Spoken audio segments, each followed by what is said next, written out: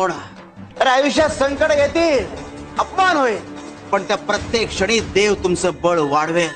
अरे शरीर, मन, आत्मा ही सगळी परमेश्वराची देणगी आहे. आणि आत्मघात म्हणजे परमेश्वराच्या कृपेचा अवमान. जिथे संकट सहन करण्याची ताकद आहे तिथे विजय देखील आहे.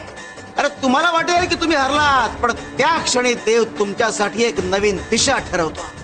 जीवनाच्या प्रत्येक वळणावर, प्रत्येक अडथळ्यावर जो स्वतःवर विश्वास ठेवतो तोच परमेश्वराला अधिक प्रिय आहे. स्वतःवरचा विश्वास आणि परमेश्वराची कृपा यांची जोड असेल तर आयुष्य शाश्वत होता. लढा, कारण संघर्षाचं फळ एक कायम गोड असतं. आणि जिथे श्रद्धा तिथे परमेश्वर.